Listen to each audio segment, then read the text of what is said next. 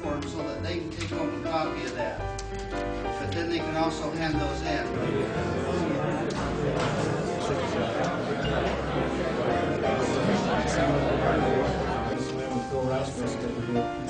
I'm out of Iowa State University. Down in western North Dakota. The 60th.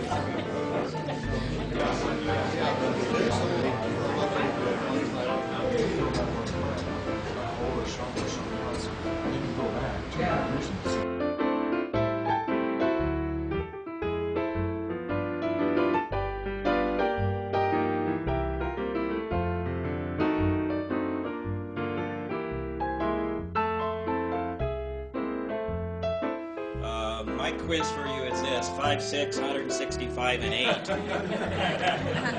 I'm only half the man as Bruce, I think. Okay, let me just cover a couple of things, just reviewing what SARE does and what SARE does not do.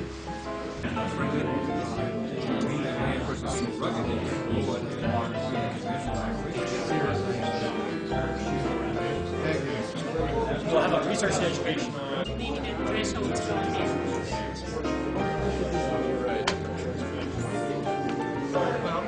Yes,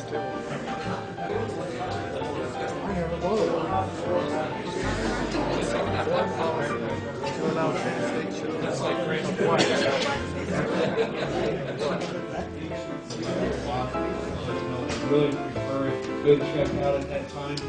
These days.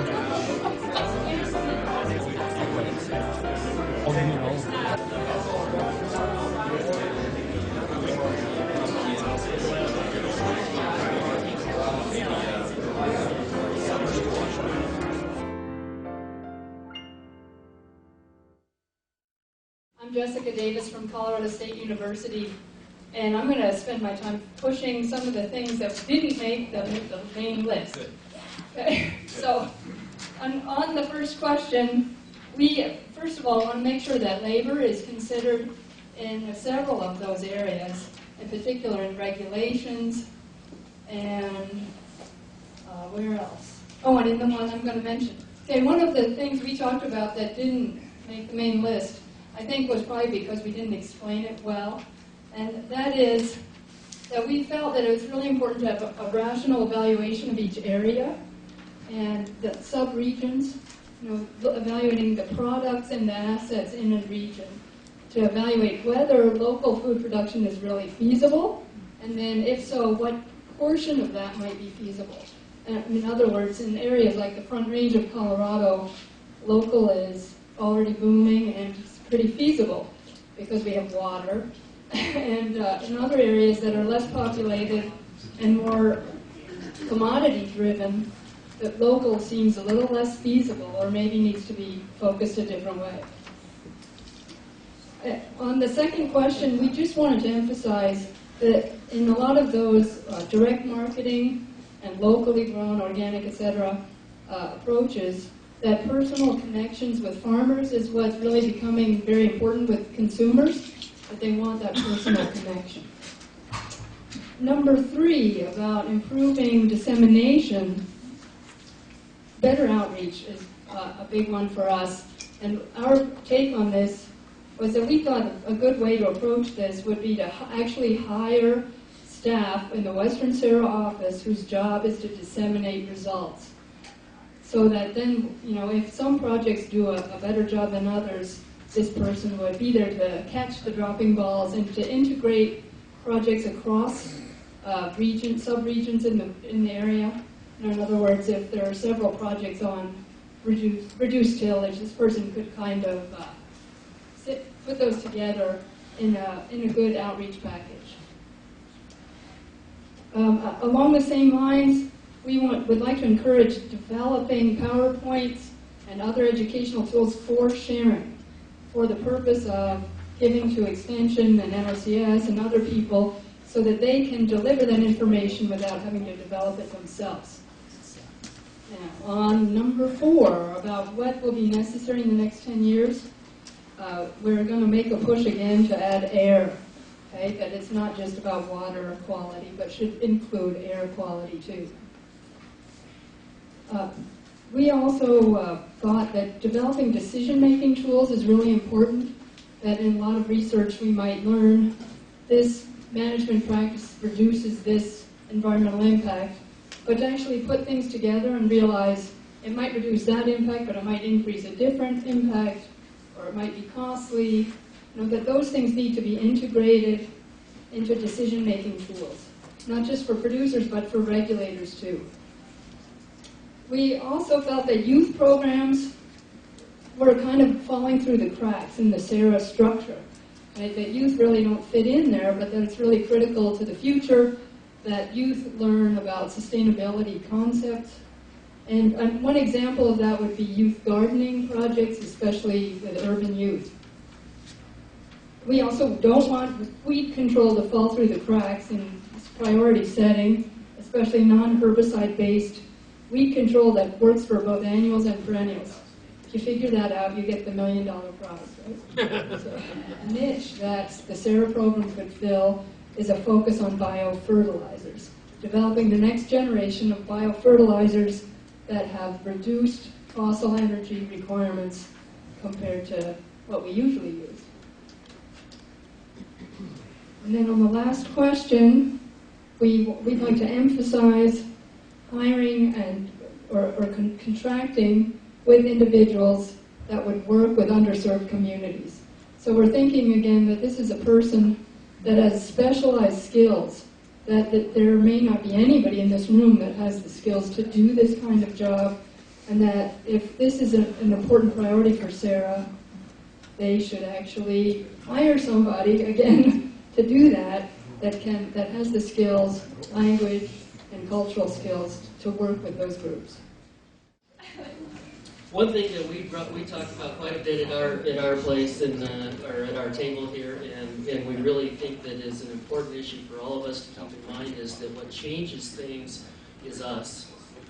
Us being out there talking to consumers, us being out there talking to our civic leaders, and creating the change environment, creating the will for change in our civic leaders. I am not familiar with the publication called Trader's Dispatch, but everybody here at our table seems to think that we should be publishing all the results in Trader's Dispatch. and I was required to say that. It's apparently a free publication that's going out, and everybody that we've talked to so far says that it's well read by lots of folks. So there's something to think about. The other thing that we talked about for quite a bit was more bodies actually being at the outreach things, as opposed to just presenting at the table with some posters and some handouts, but have somebody there. Perhaps grantees would be willing to man them at some of the small fairs around the area, national staffers, whomever, but to actually have somebody there who's excited and willing to talk to folks about promoting the SARE program.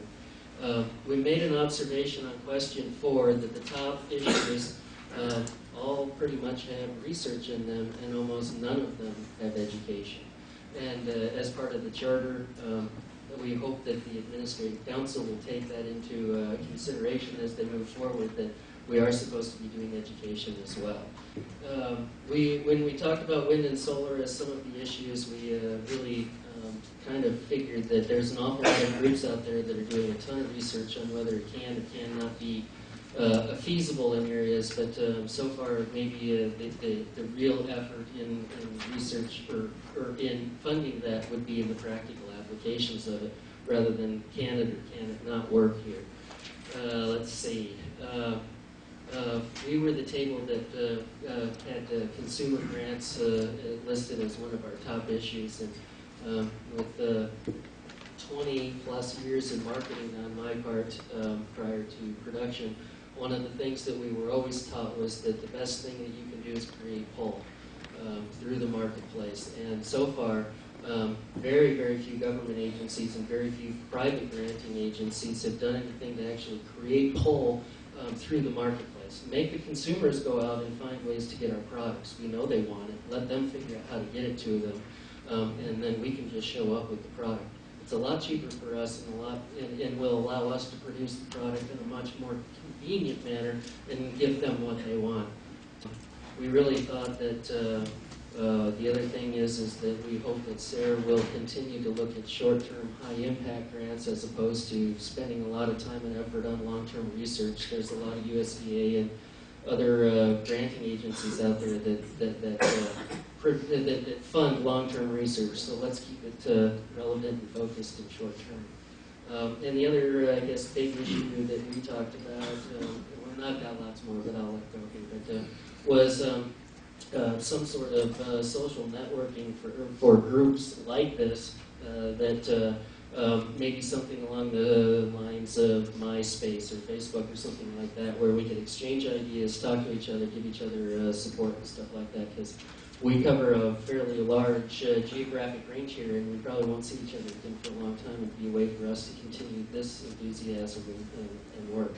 So we need to really focus both in research and education and policy on small, perhaps part-time operations that focus on farmers markets, restaurants, CSAs, but also on middle and larger sized operations with a volume to market alone or in cooperative to institutions such as colleges, schools, and hospitals.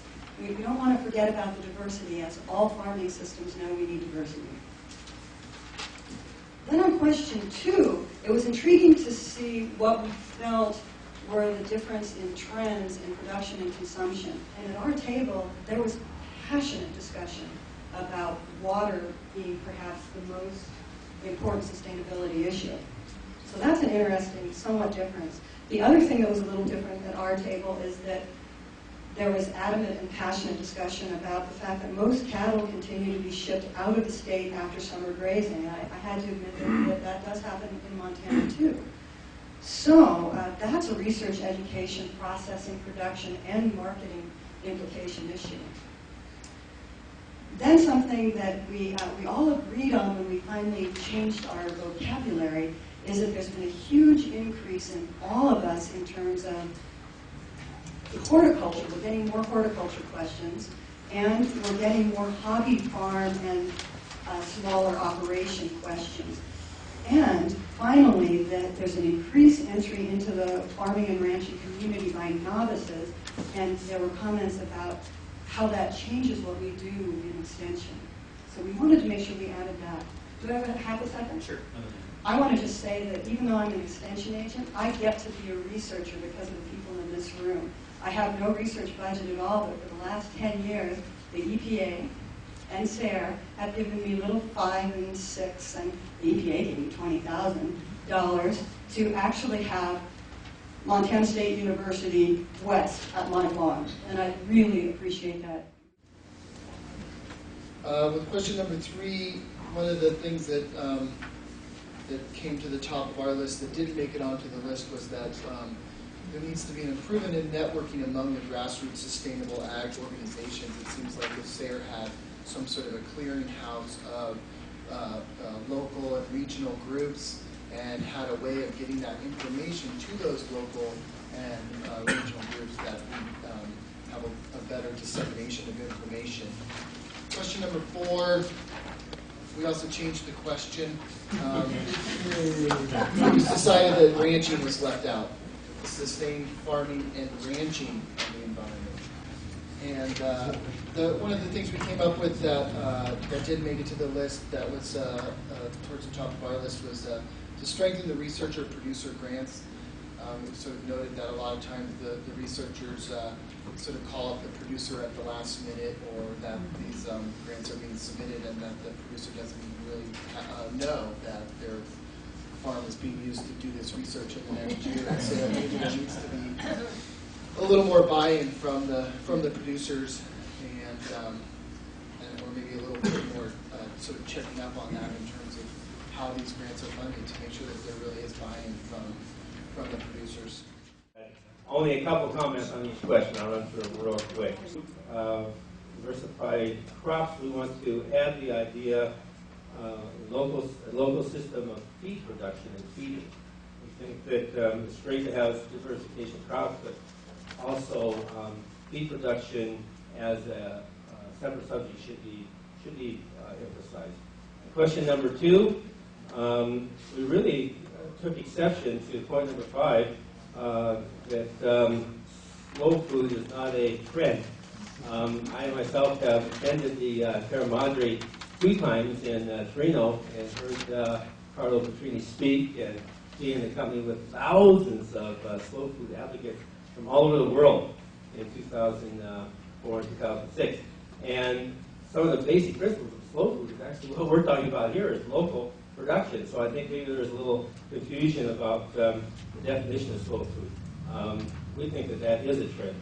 And we're wondering if fast food is a trend, if you're talking about fast food restaurants, because we think they are peaking out. But if you're talking about ready-to-eat and processed foods, then we agree that that is certainly a trend. It's a little unclear. Question 3, and point number 6, improving relevance research to large-scale mainstream agriculture. We think that's fine as long as SARE's founding principles are not compromised. I think it's really important to focus on cures of basic things that are wrong rather than bigger band-aids, which sometimes we see happening with mainstream agriculture. Question number 4, point 7, and this already been mentioned, research renewable energy.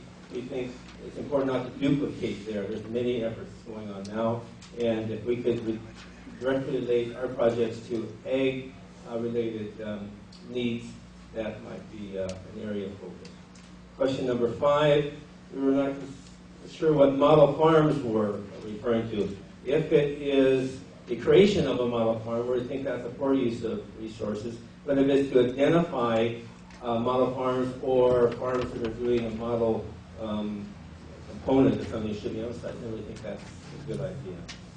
And number 9, the last one of that, this came from our table, it didn't make the cut, so that's why we want to mention it. We think that important case study of global or climate change is adaptation rather than just studying impact. We want to focus on how we're going to adapt to this, not to just study impact. The last question, number 6, the only comment we have on that is an additional one that came from our table and didn't make the cut, and that is with underserved groups having a separate category, suggesting having a separate category in your grant request so that underserved groups are competing against each other and not against the broader section. First of all, it was brought up that there's a lot of people who don't understand the SARE program and what it does. A greater outreach to define that and get that knowledge out to the public, to understand the program, to have it defined to them and help them understand the values and the uses, I think was one of the biggest issues that our group talked about.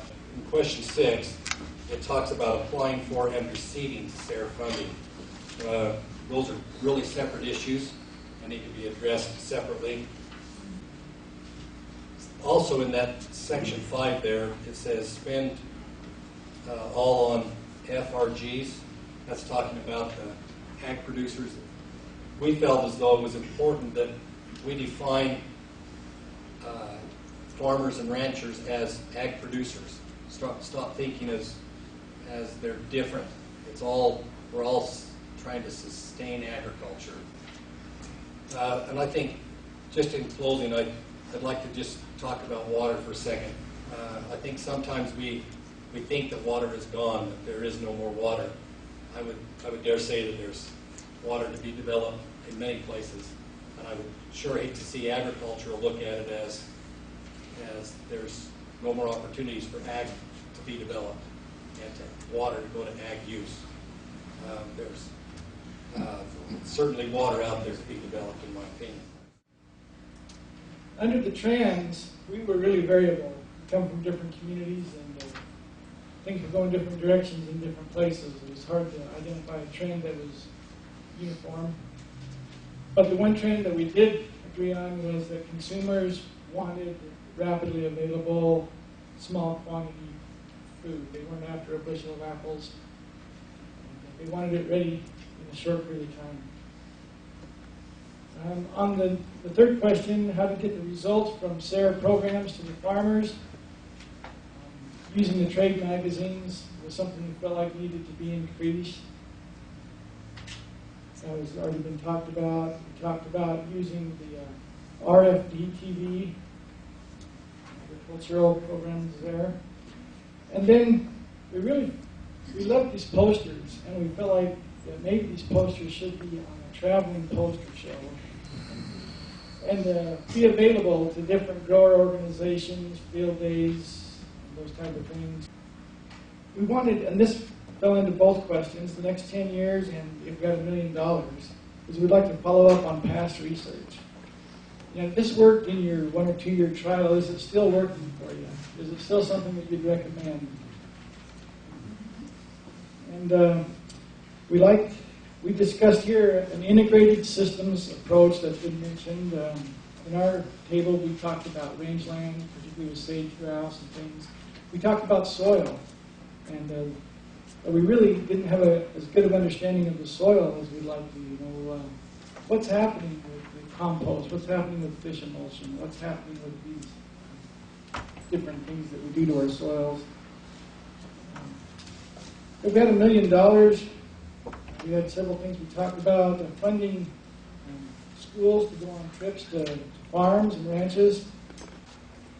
On the last question, trying to get more underserved audiences there, we had a lot of the same ideas that everyone else has talked about, but we really felt like that all producers need to be treated equally. I was the only one to win something at our table, so I got to be the speaker. Perry Miller, cropping systems researcher at MSU, and I think we had pretty diverse representation at our table. We had 3 ranchers and an extension agent, an NRCS person, and even a public relations person joined us today. So, question. I'm just going to go through the questions. Question 1.